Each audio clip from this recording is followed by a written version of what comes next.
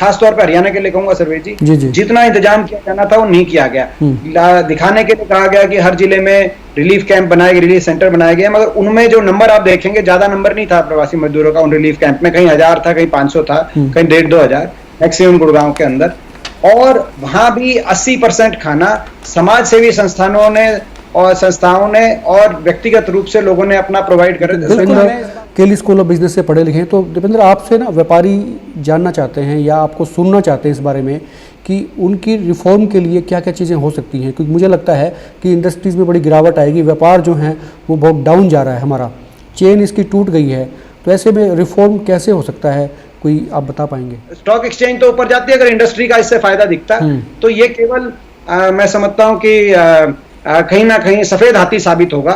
ये जो पैकेज दिया गया है, इस पैकेज पे को और इसको पैना करने के लिए सरकार सीधी राहत दे, परचेजिंग पावर बढ़ाए लोगों की, जो लोगों के जेब में पैसा डाल कैसे आए उस बातों पे मंथन किया है। ये तो वैसे भगवान के हाथ में है, कौन 100 साल आगे क्या है और कौन 20-30 साल और कौन 50 साल, ये तो भगवान के हाथ में है सर्वेश जी, सरकार के हाथ में ये बातें नहीं होती। मगर मैं कुछ और कह रहा हूं आपको, तो ये क्या उनका ये मतलब है उप मुख्यमंत्री जी का कि कोई भी व्यक्ति, कोई अगर अपने कोई 60-70 साल की आयु में कोई व्यक्ति है तो वो केवल 20-30 साल तक की सोच ही रख सकता है, वो आगे की नहीं सोच सकता?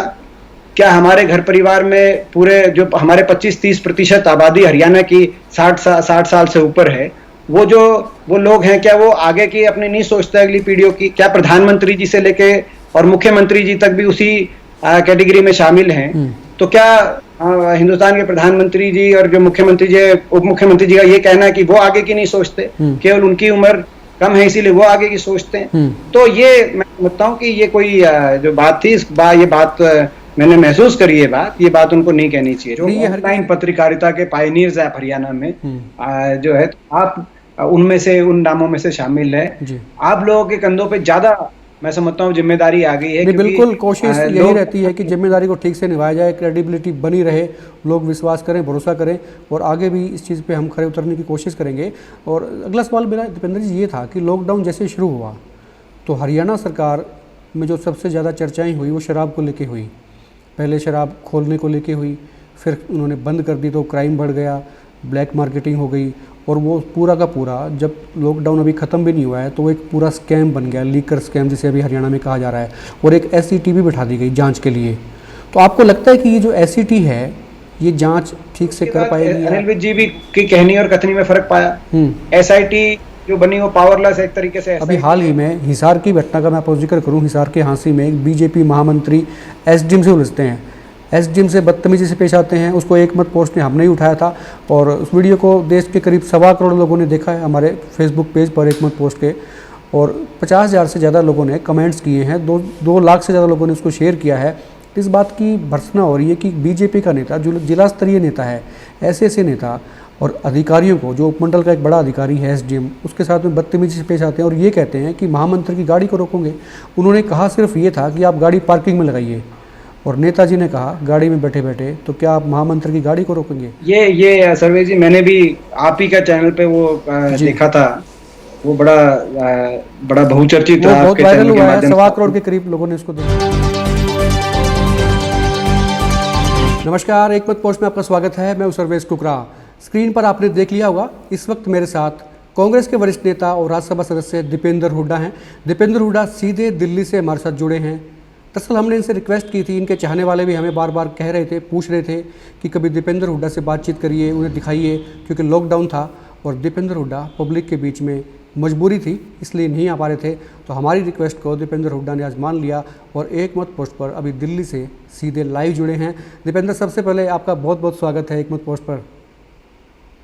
धन्यवाद सर्वेश जी, आपका मुझे निमंत्रण देने के लिए, और इट इज़ माय प्लेजर। मैं भी आशा करता हूँ कि आप भी स्वस्थ हैं, कुशल मंगल हैं। हमको जैसे आपको हमारी चिंता है, हमें आपकी भी चिंता है, निजी व्यक्तिगत रूप से भी, क्योंकि आपका मैं बहुत सम्मान करता हूँ। बहुत अच्छा आप कार्य रहा है हमेशा, आपने इस तरह की बातें की, आपका बहुत बहुत शुक्रिया। निजी रूप से भी और पत्रकारिता के माध्यम से भी आपकी हमें चिंता रहती है, क्योंकि आप एक कोरोना वॉरियर हैं, और आप लोगों ने जिस प्रकार से देश सेवा में आप लोग आगे आ रहे हैं, अपने बहुत से जोखिम उठाने के बाद, और अभी पीछे देखा भी गया, एक टीवी चैनल के भी बहुत से लोग संक्रमण में आए कोरोना के, भगवान से प्रार्थना है कि वो लोग भी जल्दी स्वस्थ बिल्कुल हों। आप ठीक कह रहे हैं, बड़ा और टफ जो होता है पत्रकारिता, लोग घर में बैठ के टीवी देख लेते हैं, खबरों पे अपनी कमेंट्स कर देते हैं, उनको 1 सेकंड लगती है, लेकिन जब प्रोग्राम तैयार होते हैं तो उसमें बहुत मेहनत होती है, बहुत लोग जुड़े होते हैं और वाकई कठिनाई के दौर से गुजरते हैं। दीपेंद्र जी, सबसे पहला सवाल मेरा ये था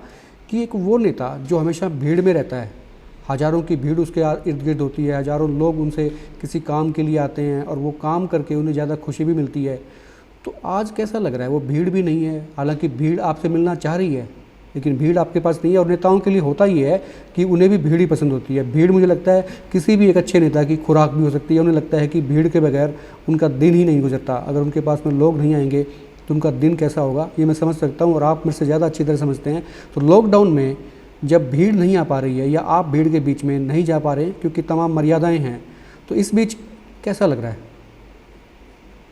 देखिए सर्वेश जी, आपने बड़ी नब्ज पकड़ी है जी, जो क्योंकि सही मैंने आपको देखा देखा है, मैंने उस भीड़ से घिरे हुए आपको अक्सर देखा है जब आप निकल नहीं पाते हैं चाह कर भी, क्योंकि आपका मन नहीं होता जब तक सबसे नहीं मिल लेते हैं, जब तक उनके काम नहीं हो जाते हैं।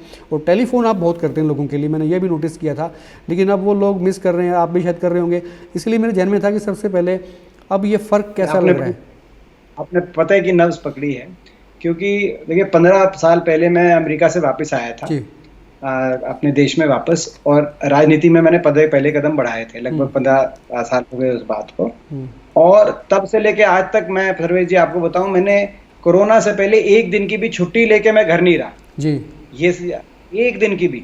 और कहते हैं भारी बीमारी में मैं चलता ही रहा, चाहे कोई भी परिस्थिति आई हो।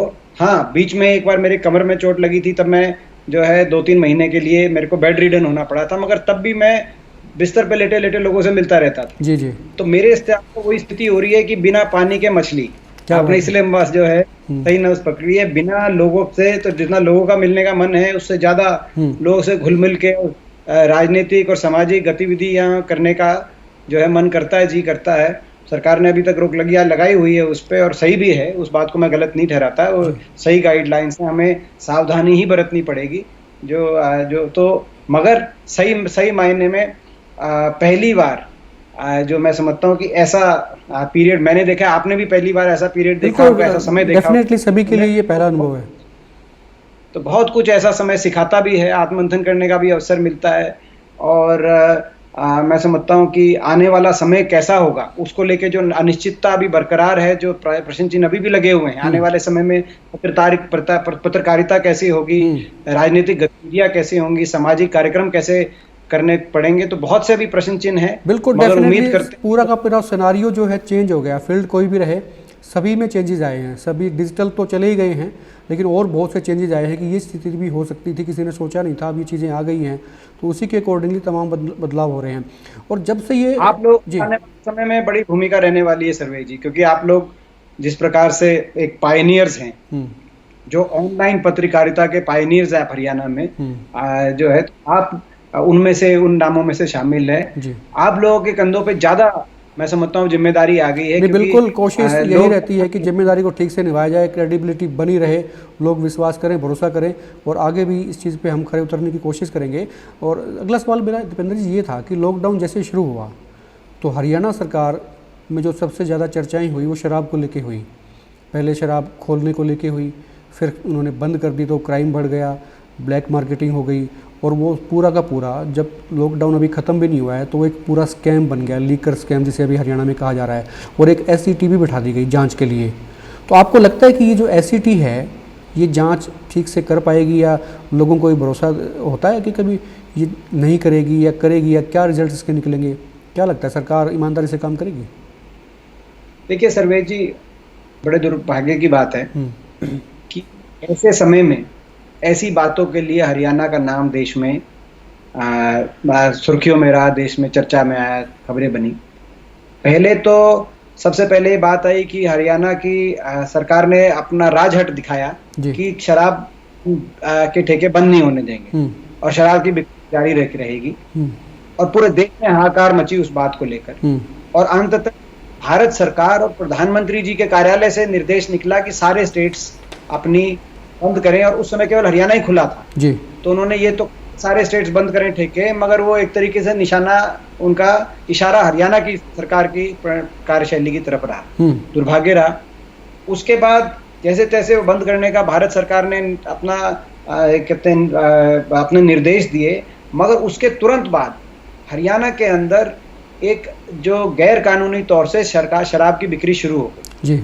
बहुत से शहरों के अंदर, बहुत से जिलों के अंदर होम डिलीवरी तक शुरू हो गई, जिसमें सबको पता है कौन ठेकेदार इन्वॉल्व है, किसकी कौन से फैक्ट्री है जहाँ पे शराब बन रही थी, जिस फैक्ट्री के मालिकों के जो है अपना गोदाम कहते हैं गोदामों से वो जो शराब बन रही थी उसका स्टॉक लॉकडाउन के पीरियड में अपने आप चला गया और लोगों तक पहुंचा। तो इसमें मैं ज्यादा नहीं कहूंगा, मगर दुर्भाग्य बहुत ज्यादा है, और मुझसे ज्यादा तो गृह मंत्री कह चुके हैं। जो हरियाणा के गृह मंत्री हैं अनिल विज, उन्होंने साफ तौर से किया कि पूरा एक्साइज विभाग जब तक शामिल ना हो ये घोटाला संभव नहीं है। बिल्कुल इसी पे एक सवाल भी ये आ रहा था बीच में, थोड़ा सा मैं आपको टोक रहा हूँ बीच में, कि पहले ये माना जा रहा था कि हरियाणा में जब बीजेपी सरकार का यानी कि खट्टर सरकार का वर्जन 2.0 आया तो सरकार डुअल मोड में आ गई। एक तरफ अनिल विज साहब हैं, एक तरफ खट्टर साहब हैं, और तीसरा नाम अभी डिप्टी सीएम दुष्यंत चौटाला का भी आ रहा है। तो ये तीन लोगों को ऐसा लग रहा है कि अलग अलग टाइप की चीज़ें चल रही हैं, तीन जगह से चीज़ें निकलती हैं, फरमान निकलते हैं, आपस में क्लैशेज होती हैं। तो आपको लगता है कि ये स्मूथ वर्किंग लोगों के लिए नहीं हो सकती जब स्थितियाँ ऐसी होती हैं? देखिए, सरकारी कार्यशैली है, सरकार को जनहित में कार्य करने हैं। अगर वो तीन अलग अलग तरफ अगर पहिए दौड़ेंगे, किसी भी कोई 3 व्हीलर है उसके 3 पहिए 3 अलग दिशा में दौड़ेंगे, तो गिरफ्तार पकड़ेगा कि जनसेवा की नहीं, वो तो समय तय करेगा। मगर इस वाले मामले में भी जी देखिए, ये इस मामले में ठीक है, शुरू में अनिल विज जी ने खूब ठोक के कहा कि भाई ये पूरा एक्साइज विभाग इसमें इन्वॉल्व है, और उसके बाद कई गिरफ्तारियां भी हुई और राजनीतिक गिरफ्तारियां शुरू होने लगी, और लोगों को जो है एक लगा कि बहुत से लोग जिनके राजनीतिक लोगों से तार जुड़े हुए हैं ऊपर तक, उन तक इसकी आज पहुंचने लगी। मगर उसके बाद अनिल विज जी भी की कहनी और कथनी में फर्क पाया। एसआईटी जो बनी वो पावरलेस एक तरीके से एसआईटी है, वो अपना आईएएस अफसर टीसी गुप्ता जी के को एसआईटी का चार्ज दिया हुआ। अब तो वो तो एक जितनी गहन क्रिमिनल इन्वेस्टिगेशन होनी चाहिए, इतना बड़ा घोटाला है ये, उतनी गहन क्रिमिनल इन्वेस्टिगेशन भी नहीं है। और इसीलिए सर्वे जी हम मांग ये करी है कि हरियाणा कलंकित हुआ है। ये इतना शराब बेचने का जो इतना कारोबार हरियाणा में इस समय, जब आपदा के समय पूरी दुनिया सभी लोग इस चिंतन में है कि कैसे बचा जाए इससे, उस समय हरियाणा में कुछ लोग अपनी कमाई के चक्कर में, तो ऐसे में जो भी इंक्वायरी हो वो इंक्वायरी ऐसी हो कि हरियाणा के लोगों का विश्वास उस पर बनना चाहिए। तभी मैंने ये मांग की थी, या तो हाई कोर्ट के सिटिंग जज के मॉनिटरिंग में इंक्वायरी हो, या कहते हैं कोई ऐसी स्वतंत्र एजेंसी इसकी इंक्वायरी करे। मगर हरियाणा सरकार के आईएएस अफसर अगर इंक्वायरी करेंगे तो वो आईएएस अफसर लीपापोती करेंगे, जैसे धान घोटाले में लीपापोती कर दी, राइस मिलर्स के साथ मिलके धान घोटाले को रफा दफा करने का काम किया गया। तो थोड़ा दुर्भाग्य है और इस बात पे सरकार की जवाबदेही बनती है। मैं ये समय, हुड्डा साहब ने भी एक चीज कही है और मैंने भी एक बात कही है कि हम राजनीति नहीं करना चाहते। हमने कोई भी ऐसा आपदा का समय, मुश्किल का समय है, राजनीति के लिए राजनीति या कोई पॉलिटिकल पॉइंट स्कोर करने के लिए कोई बात हम नहीं कहना चाहते। मगर सरकार अगर बड़े अगर भ्रष्टाचार और घोटालों को अगर अंजाम देगी ऐसे समय लोगों का फायदा उठाकर, तो एक सकारात्मक विपक्ष की ये भी भूमिका है कि हम कम से कम सरकार की जवाबदेही की मांग तो करें, और वो मांग हम कर रहे हैं। बिल्कुल, पिछले दिनों मैंने ये नोटिस किया कि हजारों की संख्या में प्रवासी मजदूर यहाँ से पलायन कर गए, चले गए, और वो जिस हालात में गए हैं मैं उस पर चर्चा करूंगा। ये तो सभी को मालूम है कि वो चले गए, उनको जाना भी था और बहुत से स्टेट से भी गए थे, लेकिन हरियाणा से जिन हालातों में लोग निकल के गए हैं तो उनका आना बड़ा मुश्किल लगता है। तो इंडस्ट्रीज़ पे इसका काफ़ी प्रभाव माना जा रहा है कि पड़ेगा।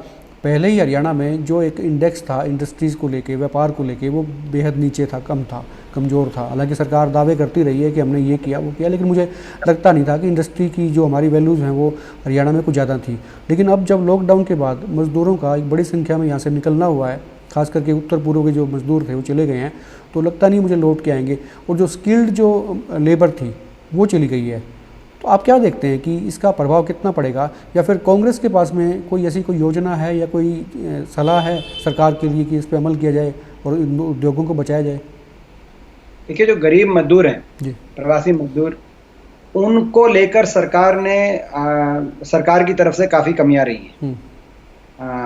सरकार की अप्रोच में कमियां रही हैं। 3-4 मैं पॉइंट आपको बताना चाहता हूँ। पहले तो जब ये लॉकडाउन हुआ लागू, उस टाइम हरियाणा के अंदर कुल 16 केस थे जो इटली से आए थे, और पूरे देश में 400 से 500 केस थे। उस समय 1 हफ्ते का समय दिया जा सकता था। आज आप देखें, लाख से ऊपर केस बढ़े हुए हैं। आज यातायात तो खुलने की बातें चल रही है, ट्रेन चल रही है। उस समय 1 हफ्ते जब कुल 16 केस थे, उनको आइसोलेट करके रखते और 1 हफ्ते में सारे जो प्रवासी मजदूर अपने घर इत्यादि जाना चाहते हैं उनको कुछ प्रोवाइड वो नहीं किया गया। उसके बाद जब ये प्रवासी मजदूर निकल के सड़कों पे आए, खाने पीने की दिक्कत आई, राशन की दिक्कत आई, तो हरियाणा के अंदर, मैं ये खास तौर पे हरियाणा के लिए कहूंगा सर्वेश जी, जितना इंतजाम किया जाना था वो नहीं किया गया। दिखाने के लिए कहा गया कि हर जिले में रिलीफ कैंप बनाए गए, रिलीफ सेंटर बनाए गए, मगर उनमें जो नंबर आप देखेंगे, ज्यादा नंबर नहीं था प्रवासी मजदूरों का उन रिलीफ कैंप में। कहीं 1000 था, कहीं 500 था, कहीं 1,500-2 हजार मैक्सिमम गुड़गांव के अंदर। और वहां भी 80% खाना समाज सेवी संस्थाओं ने और व्यक्तिगत रूप से लोगों ने अपना प्रोवाइड कर रहे थे। बिल्कुल, मैं इस बात से पूरी तरह सहमत हूँ। ये सच्चाई है कि जो संस्थाओं ने जो काम किया सरकार ने नहीं किया। सही। दिल्ली के अंदर आप देखिए, केजरीवाल सरकार ने हर रोज 5 लाख से 10 लाख लोगों तक का खाना वहां पे बनाने का अपना इंतजाम दिल्ली के अंदर किया। हरियाणा के अंदर उस तरह का इंतजाम नहीं हुआ। तीसरी बात, जो सबसे महत्वपूर्ण बात है, वो है कि भाई भारत सरकार ने एक आदेश निकाले 29 मार्च को कि सारी जो फैक्ट्रियां हैं, छोटी बड़ी फैक्ट्री और दुकानदार, छोटे बड़े दुकानदार, वो अपने श्रमिकों को इस दौरान अपनी सैलरीज देंगे, तनख्वाह देंगे।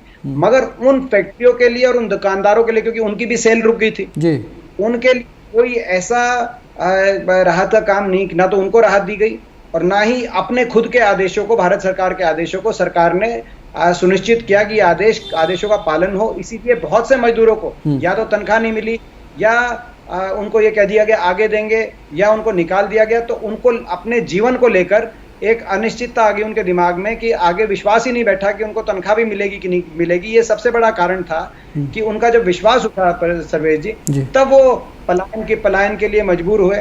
और जब पलायन के लिए उन्होंने कोशिश करी जाने की, तो कोई यातायात के साधन उपलब्ध ना होना। आपने देखा यमुनानगर के अंदर असंवेदनशीलता की तस्वीर दिखी हरियाणा सरकार की। जो पुलिस, गरीब आदमी जिस पुलिस से मदद की अपेक्षा रखता है, कोई अपने घर बार अपने बच्चों को कंधे पे बिठा के हजारों किलोमीटर चल रहा है, उसके पुलिस के पास जाए, पुलिस उसको खाने पीने का पूछे, पुलिस उसको डंडे मार रही है। पुलिस उनको हाथ रही है डंडे मारकर एक दिशा में कि आप बॉर्डर के पास मत जाएं। मैं कह रहा था कि बेहद खराब हालात में इन लोगों ने प्रदेश को छोड़ा है जी। तो बड़ा ये दुर्भाग्य, ये आने वाले समय की भी चिंता है, क्योंकि जब तक विश्वास आप नहीं जगाओगे, देखिए हमारे हरियाणा के और देश के निर्माण में प्रवासी मजदूरों का खून पसीना भी यहाँ पे हमारी भूमि में, मिट्टी में मिला हुआ है, तभी हमारा देश और प्रदेश का निर्माण में इनका योगदान माना जाता है। तो बहुत महत्वपूर्ण है कि विश्वास जगे। इस विश्वास को जगाने के लिए ना सिर्फ प्रवासी मजदूरों को राहत देने की आवश्यकता है, गरीब आदमियों को, जो कांग्रेस की न्याय योजना की कांग्रेस पार्टी मांग करती है, 7500 रुपए का जो है मदद की जाए इत्यादि, मगर उसके साथ साथ जो MSME सेक्टर जो है, जो छोटे लघु उद्योग और दुकानदार, जिनकी ना कोई सेल हुई और बिना सेल के जिनको अपना बिजली का बिल भी देना पड़ रहा है, अपना किराया भी देना पड़ रहा है, तनख्वाह देने के लिए भी आपने आदेश निकाले हुए हैं, अपना इंटरेस्ट भी देना पड़ रहा है बैंक में, इस पूरे सेक्टर को कुछ ना कुछ राहत ऐसी इस प्रकार से सरकार दे कि वो अपने मजदूरों को उस राहत के आधार पर तनख्वाह देने में सक्षम हो सके और दोबारा से हमारी अर्थव्यवस्था की रीढ़ की हड्डी है ये दोनों, हमारी अर्थव्यवस्था दोबारा से अपने पैरों पे खड़ी हो। बिल्कुल ठीक कह रहे हैं। जिन लोगों को नहीं पता है उनके लिए मैं बता दूं कि दीपेंद्र हुड्डा इंडियाना यूनिवर्सिटी में केली स्कूल ऑफ बिजनेस से पढ़े हैं, और इसी लिहाज से मैं इनसे जानना चाहूँगा, चूँकि इनकी समझ जो है वो एक अच्छी समझ है, जिनको कहेंगे बहुत कम नेताओं में होती है। हालांकि अभी पिछले दिनों फाइनेंस मिनिस्टर जो हमारे देश की हैं, उनका एक बयान आया था, तो लोगों ने कई तरह के कमेंट्स किए थे, मैं उस पर नहीं जा रहा हूँ। लेकिन दीपेंद्र केली स्कूल ऑफ बिजनेस से पढ़े लिखे हैं, तो दीपेंद्र आपसे ना व्यापारी जानना चाहते हैं या आपको सुनना चाहते हैं इस बारे में कि उनकी रिफॉर्म के लिए क्या क्या चीज़ें हो सकती हैं, क्योंकि मुझे लगता है कि इंडस्ट्रीज़ में बड़ी गिरावट आएगी, व्यापार जो है वो बहुत डाउन जा रहा है, हमारा चेन इसकी टूट गई है। तो ऐसे में रिफॉर्म कैसे हो सकता है, कोई आप बता पाएंगे? देखिए, इसमें सर्वेश जी, कभी जब भी इकोनॉमिक क्राइसिस आता है, कोई भी इकोनॉमिक क्राइसिस आता है, उसमें सरकार के पास दो तरह के उपाय उपलब्ध होते हैं उस किसी भी इकोनॉमिक क्राइसिस का सामना करने के लिए। एक को मॉनेटरी साइड कहते हैं, मॉनेटरी स्टिमुलस, एक को फिस्कल स्टिमुलस।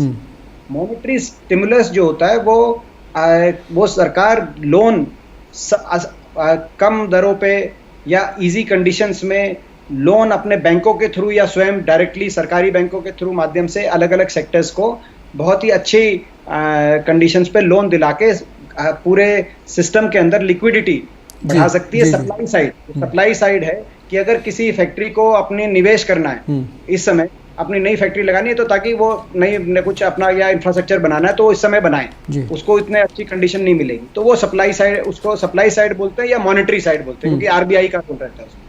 दूसरा होता है फिस्कल साइड। फिस्कल साइड होता है कि सरकार अपने बजट में अलग अलग वर्गों को राहत दे, या किसान से को एमएसपी पे बोनस दे, मनरेगा के अंदर मजदूरों को ज्यादा दिहाड़ी दे, या सीधा किसी को कैश ट्रांसफर करना है, किसी वर्ग को कैश ट्रांसफर करे। छोटे दुकानदारों को 3 महीने तक अगर बिजली माफी करनी है या उसके इंटरेस्ट माफ करने हैं लोन्स पे, तो वो सारी चीजें सरकार कर सकती है फिस्कल साइड से, जिसको डिमांड साइड बोलते हैं।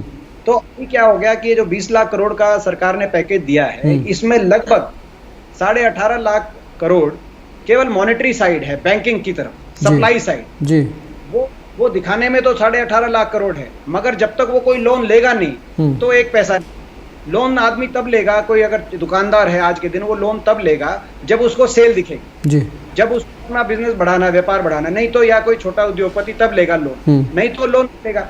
दूसरी तरफ जो देना चाहिए था वो देना चाहिए था फिस्कल स्टिमुलस, डिमांड साइज। कहने का मतलब इजी में भाषा में बताऊं, जो परचेजिंग पावर है आम आदमी की, परचेजिंग पावर को सरकार को बढ़ाने की तरफ ध्यान देना पड़ेगा। परचेजिंग पावर तब बढ़ सकती है तो कैश ट्रांसफर हो, जैसे मैंने कहा, या किसान को अच्छा बोनस मिले, या जो छोटे दुकानदार हैं, जब आपने दुकानदारों की बात करी, छोटे दुकानदार और उद्योगपति, उनको स्पेसिफिक राहत मिले। स्पेसिफिक राहत उनको क्या मिल सकती है? उनके जो लोन हैं, इस पीरियड में उनके लोन पे इंटरेस्ट माफ हो सकता है। हमारे हरियाणा के अंदर जैसे किराए, बहुत से दुकानदार किराए पे हैं, सरकारी किराए पे हैं, कई म्युनिसिपल कमेटी के हैं, कई वक्फ बोर्ड की दुकानें हैं, कई कॉरपोरेशन की हैं, कई मार्केटिंग कमेटी की दुकानें मंडियों में, उन पे किराया माफ हो इस पूरे पीरियड का, क्योंकि सेल हो नहीं रही।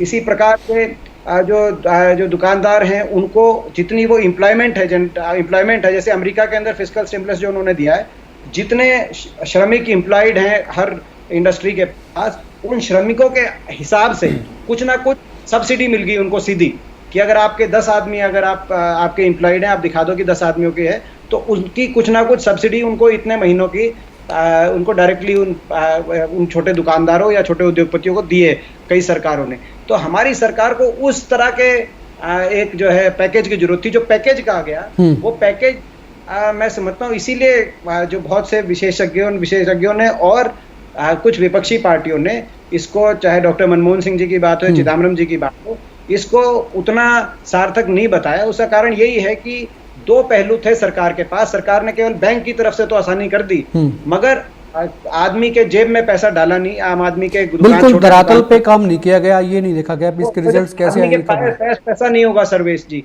तो वो कुछ, जब तक वो पैसा आम व्यक्ति की जेब में नहीं आएगा, तब तक ग्राहक खरीदारी नहीं करेगा। जब तक खरीदारी नहीं करेगा, तब तक जो है इंडस्ट्री नहीं चल सकती। ये सरकार को समझना होगा। ये मैं समझता हूँ कि समय की तकरार है। हम उम्मीद करते हैं, आज मैं केवल सार्थक सुझाव दे रहा हूँ आपके माध्यम से, सरकार को हम लगातार दे रहे हैं। सरकार अब बात सुने दुनिया के जो अच्छा, दूसरी बात एक और मैं उदाहरण दूं सर्वेश जी, आपने इकोनॉमी की बात करी। सरकार ने कहा कि भाई ये जो पैकेज है 20 लाख करोड़ का, हमने ठीक है सीधा किसान को, गरीब को और छोटे दुकानदार को नहीं दिया, मगर हमने इंडस्ट्री को दिया है और इंडस्ट्री से इकोनॉमी उठेगी। सरकार की ये तकरीर थी। अब इंडस्ट्री को दिया, तो आप एक बात बताइए, जब से ये पैकेज दिया है उस दिन से लेकर आज तक हर रोज स्टॉक एक्सचेंज, हर रोज रिकॉर्ड गिरावट हो रही है स्टॉक एक्सचेंज जिस दिन से पैकेज आए। तो अगर इंडस्ट्री उसको अच्छा मानती है, इंडस्ट्री के भी काम नहीं आएगा। ये जो लोन है, ये जो है ये इंडेक्स रहता है, सही कह रहे हैं। तो उसी दिन से लोगों ने स्टॉक मार्केट से पैसा, वहां तो कोई किसानों के स्टॉक तो है नहीं, या दुकानदारों के, या गरीब आदमी के। स्टॉक एक्सचेंज तो ऊपर जाती है। अगर इंडस्ट्री का इससे फायदा दिखता तो ये केवल मैं समझता हूं कि कहीं ना कहीं सफेद हाथी साबित होगा। ये जो पैकेज दिया गया है, इस पैकेज पे को और इसको पैना करने के लिए सरकार सीधी राहत दे, परचेजिंग पावर बढ़ाए लोगों की, जो लोगों के जेब में पैसा डाल कैसे आए, उस बातों पे मंथन किया जाए। बिल्कुल, सरकार को रिवाइव करना चाहिए अपने फैसले को। और दूसरी बात यह है कि पहले सरकार ने बड़े वायदे किए थे किसानों के लिए, आड़तियों के लिए, लेकिन धरातल पे कुछ और निकला। आज के दिन किसान भी नाराज़ हैं, आड़ती भी नाराज़ हैं। न तो पैसे की अदायगी हो रही है, पेमेंट्स हो रही हैं, और ना लिफ्टिंग हो रही है। मंडियों में अनाज के ढेर लगे हैं, लिफ्टिंग नहीं हो रही है। तमाम तरह की समस्याएं हैं। तो सरकार पे क्यों प्रेशर कब बनाएगी? सरकार पे चाहे तो कांग्रेस, क्योंकि बड़ी विपक्षी पार्टी है कांग्रेस, तो उसको प्रेशर क्रिएट करना चाहिए। तो आप लोग अगर चाहें तो सरकार पे एक प्रेशर क्रिएट कर सकते हैं, ताकि किसान भी को भी फ़ायदा हो और मंडी की जो आड़ती हैं उनको फ़ायदा मिले। देखिए, बिल्कुल आपने ठीक कहा। ये एक बड़ा, एक और ज्वलंत मुद्दा आपने रखा है साहब, जो आज हरियाणा के अंदर खास तौर पर, हरियाणा में पिछले 2-3 महीने किसानों के साथ असंवेदनशीलता इस सरकार ने दिखाई है। खरीद होनी थी। हमने जब ये लॉकडाउन शुरू हुआ, कोरोना आया, तो उस समय हमने एक सकारात्मक विपक्ष की तरह हमने कहा सरकार से कि आगे खरीद होनी है, आप तैयारी शुरू करो जी। और तैयारी में सबको कॉन्फिडेंस में लो, विश्वास में लो, आड़तियों को विश्वास में लो, किसानों को, किसान संगठनों को विश्वास में लो, और तेजी से कैसे खरीद संभव हो सके उसकी प्रणाली आप तय करो पहले से। पंजाब ने किया, कैप्टन अमरिंदर सिंह जी की सरकार ने। आज पंजाब में कंप्लीट रिकॉर्ड खरीद हुई है, इस साल पूरी खरीद हुई है और सारी पेमेंट हो चुकी। हरियाणा के अंदर हमारी बात सरकार ने मानी नहीं, आखिर तक उलझाए रखा। आखिर में स्ट्राइक हुई मंडियों में। ये आपदा के समय जब इतना बड़ा इमरजेंसी हो आपके सामने, तो सरकार को खुला बड़ा दिल रख के अपनी पहले जो प्रणाली है उसमें जो है उसको सॉर्ट आउट करना चाहिए, वो नहीं किया। स्ट्राइक हुई, उसके बाद सरकार ने एक समझौते पे सरकार पहुंची और बहुत धीमी गति से खरीद हरियाणा के अंदर हुई, जिसका कारण ये, उसका नतीजा ये रहा, धीमी गति से खरीद हुई, धीमी गति से उठान हुआ, जिसकी बारिश बारी बारी आई, जिसमें लाखों टन गेहूं, पीला सोना जो किसान पैदा करता है वो भीग के खराब हो गया, क्योंकि बचाने की जिम्मेदारी भी सरकार की थी। और पेमेंट तो आज तक जो है किसान पेमेंट के लिए दर दर ठोकरे खा रहे हैं। आज तक भी पूरी पेमेंट आड़तियों किसानों को नहीं। मैं आपको आंकड़ा देना चाहता हूँ। पंजाब के अंदर 120 लाख टन, पंजाब के अंदर 120 लाख टन खरीद हो चुकी है, पेमेंट हो चुकी है। हरियाणा के अंदर जो टोटल हमारी उत्पादन था इस साल, वो था 132 लाख टन। उसमें से सरकार ने टारगेट रखा केवल 75 लाख टन खरीदने का। और ये टारगेट किसने रखा? कृषि मंत्री जी कह रहे हैं हमने नहीं रखा, मगर डिप्टी चीफ मिनिस्टर ने कहा कि हमारा 75 लाख टन का टारगेट था। 75 लाख टन टारगेट रखा। पिछले साल, मैं आपकी जानकारी में लाऊं सर्वे जी, पिछले साल 93 लाख टन की खरीद हुई थी हरियाणा में जी। उससे भी कम पे चला गया अभी इस बार। ठीक है, हाँ, क्योंकि कुछ गेहूं किसान अपने पास रखता है या दूसरे सोर्सेज को देता है। तो 93 लाख टन की खरीद हुई थी पिछले साल। 125 लाख टन की पैदावार में इस साल 132 लाख टन की पैदावार है, जिसमें से 75 लाख टन का टारगेट रखा। आज तक टिल डेट 67 लाख टन की खरीद हुई है लगातार इतने महीनों के बाद, जिसमें से 45 लाख टन का उठान हुआ है। आज के मैं आपको लेटेस्ट फिगर बता रहा हूं आज के। ठीक है, मैंने अभी जो अधिकारी उनसे लिए आपके इंटरव्यू से पहले जी जी। और केवल 27 लाख टन की पेमेंट हुई है। यानी कि टोटल पेमेंट 67 लाख टन के अगर खरीद आपने करी हो, उसके हिसाब से टोटल पेमेंट बनती है आपकी 12,684 करोड़, जिसमें से आपने पेमेंट दी है 5231 करोड़, 5,231 करोड़। और 7500 करोड़ की पेमेंट आज भी ड्यू है। मतलब पिछले 2 महीने से किसान को कहा था 72 घंटे में देंगे। इसमें जो जानकार लोग हैं सर, जो जानकार लोग हैं, ये भी कहते हैं कि इसमें कोई खेल चल रहा है बैंकों का। क्या इसमें कोई बैंक भी को फायदा पहुंचाने की कोशिश हो रही है? क्योंकि ये पेमेंट सारी चीज ये एक इंक्वायरी का विषय है। पहली बार ऐसा हुआ है। मैंने तो जब से एग्रेरियन इकोनॉमी देखी है, मैं स्वयं भी हमारी भी खेती आपको पता है, हम भी कहते हैं हम भी किसान खेती करते हैं।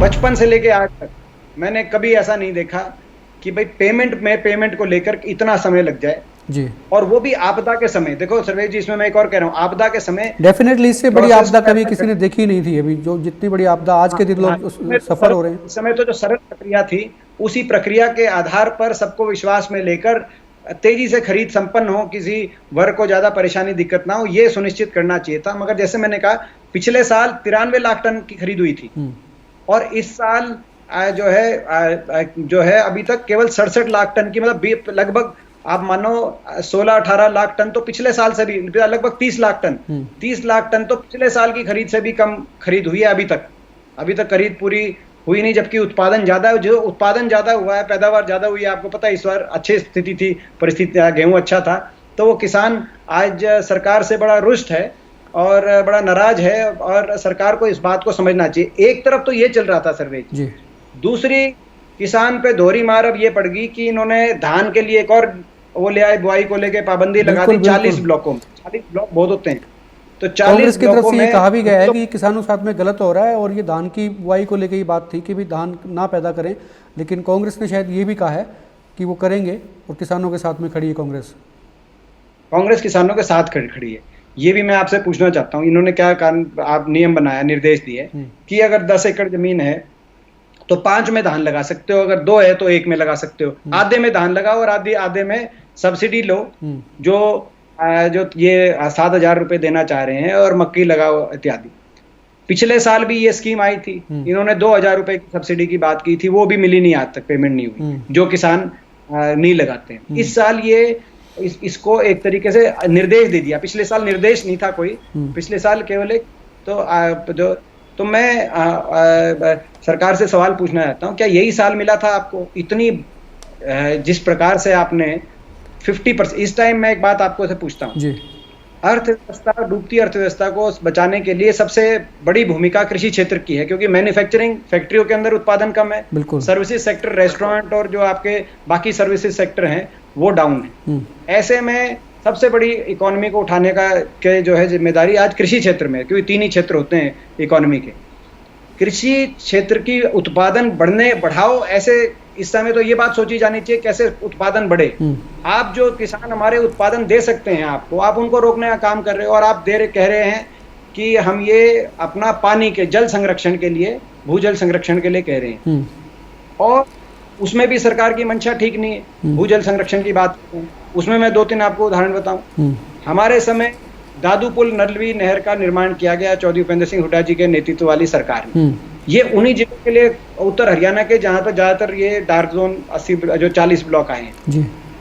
इनकी सरकार में जब सुप्रीम कोर्ट ने ये आदेश दिया कि भाई इसकी जो मुआवजा है वो थोड़ा बढ़ा के आप दो, उन्होंने वो नहर ही कैंसिल कर दी। आज हजारों करोड़ का आप धान का उत्पादन कि आप बलिदान तो दे सकते हो, मगर कुछ 100 करोड़ उन किसानों को देकर वो जो है उसकी जमीन एक्वायर नहीं कर सकते थे, और आपने उस नहर को निरस्त कर दिया। वो कहते हैं पानी वाटर रिचार्ज के लिए बनाई गई थी। उसके बाद आपको याद होगा हमारे समय में पहले साठी होती थी हरियाणा में, बिल्कुल धान की वैरायटी, उससे हमने प्रोत्साहन देकर किसान को जो है नई टेक्नोलॉजीज और प्रोत्साहन, नए सीड्स उपलब्ध करा के उनको 11-21 पूसा 11-21 बासमती की तरफ हम लेके आए थे किसान को, और साठी पूरी तरह हरियाणा के अंदर अब कोई किसान साठी के उत्पादन की तरफ नहीं जाता। इसी प्रकार उस समय इजराइल की जो वाटर रिलेटेड टेक्नोलॉजीज, हरियाणा और इजराइल का समझौता हुआ था, और डायरेक्ट सीडिंग टेक्नोलॉजी हरियाणा में आई थी, DSC। सरकार ने बोला बहुत, जो पिछले कृषि मंत्री थे धनखड़ साहब उस बारे में, मगर उसको अबेंडन कर दिया, उसकी तरफ ध्यान दिया नहीं।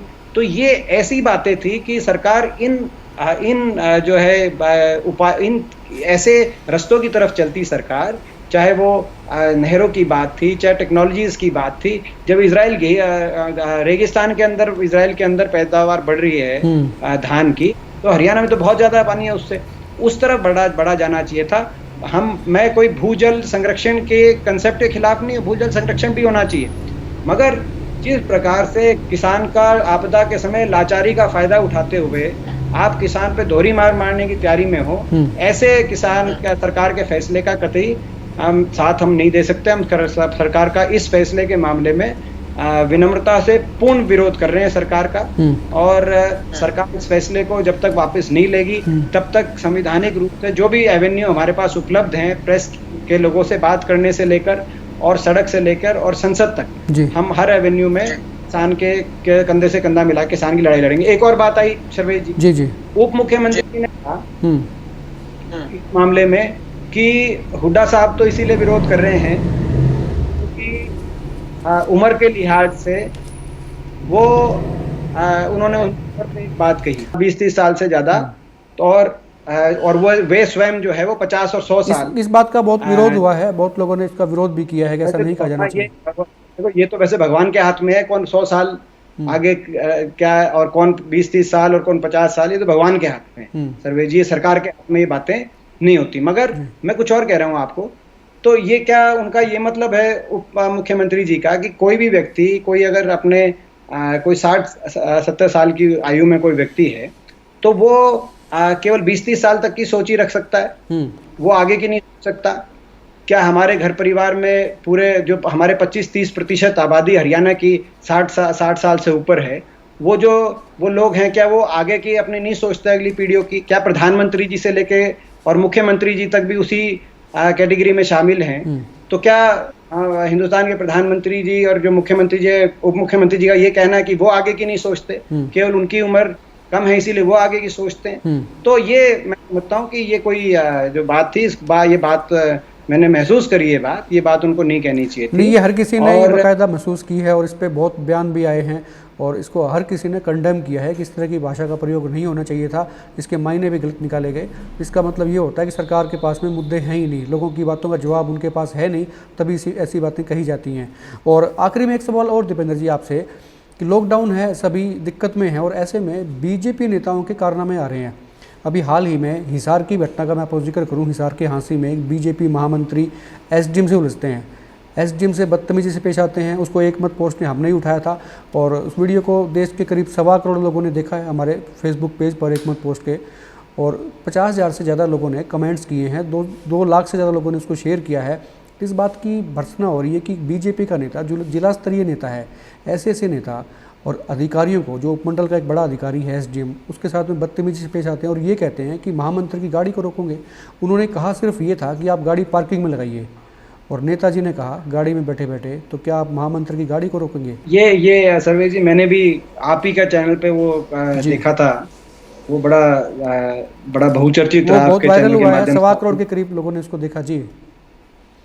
तो बहुत क्योंकि लोगों ने, इसलिए वो वायरल जो भी चीज होती है वो इसलिए होती है, कहीं ना कहीं लोगों ने वो महसूस करी है अपने दिल से बात कि वो गलत हुआ है। और ये समय तो विनम्रता का समय होना चाहिए, हर तरफ से विनम्रता का प्रदर्शन होना चाहिए। ये जो समस्या है कोरोना की, ये मानवता के सामने इतना बड़ा राक्षस जो कोरोना है, वो मैं समझता हूँ हमारी पीढ़ी का जो है सबसे बड़ा राक्षस आज तक मानवता के सामने देखा गया है। बिल्कुल। तो एकता से, संयम से और विनम्रता से हम लोग सभी हर बात से ऊपर उठ के जब चलेंगे, तभी इसका सामना करने में मैं समझता हूँ हम सक्षम रह सकते हैं। और ऐसे समय जो सत्तासीन लोग हैं, उनकी थोड़ी ज्यादा जिम्मेदारी और बनती है, हमारी भी बनती है, और इसीलिए खुलकर हर मुद्दे पे सरकार का पूरा सहयोग और साथ देने के लिए हम तैयार अभी तक दिया है और देंगे, पूरी तरीके से सरकार का साथ देंगे। और सरकार के सत्तासीन लोगों को भी विनम्रता रखनी चाहिए, विनम्रता दिखानी चाहिए। और जिसका उदाहरण आपने वो जो है वो दिया था, उसके जिस दिन से आपकी वो आई, उसके बाद कई और उदाहरण देश में आए, प्रवासी मजदूरों को लेके कई लोगों के रवैये को लेके कई उदाहरण सामने आए। तो इस मामले में मैं समझता हूँ कि संवेदनशीलता और विनम्रता सरकार की तरफ से जो सत्तासीन लोग हैं, जो अफसर हैं सरकारी ओहदों पे, उनको रखनी चाहिए। बिल्कुल। और ये थे दीपेंद्र हुड्डा और उनका ये कहना है कि बीजेपी को संयम में रहना चाहिए और बीजेपी की जो सहयोगी पार्टी हैं कम से कम वो भी संयम में रह के बयान दें। और जहाँ तक किसानों की बात है तो दीपेंद्र हुड्डा ने कहा कि कांग्रेस किसानों के साथ है, चाहे वो धान का मामला हो, गेहूँ खरीद का मामला हो, किसानों के साथ में कांग्रेस हमेशा खड़ी रहेगी। और दीपेंद्र हुड्डा से आगे भी इसी तरह से बातचीत करते रहेंगे, कोशिश करेंगे कि वो हमारे साथ आएँ, वीडियो कॉन्फ्रेंसिंग के जरिए क्यों ना आएँ, लेकिन उनकी बातें जनता तक जाएं और जनता के सवाल जो हैं वो भी हम दीपेंद्र हुड्डा से पूछते रहेंगे। दीपेंद्र जी, आपने बड़ा वक्त निकाला, हमें समय दिया बातचीत करने के लिए, बहुत बहुत शुक्रिया। धन्यवाद सर्वेश जी, और आपको बहुत बहुत शुभकामनाएं। आप स्वस्थ रहें और सावधानी से, क्योंकि आपका बड़ा एक्सपोजर है पत्रकारिता की वजह से, तो आप सावधानी से चलें, ऐसी मेरी बहुत बहुत शुभकामनाएं आपके बिल्कुल साथ बिल्कुल, हैं। शुक्रिया शुक्रिया दीपेंद्र जी, बहुत बहुत।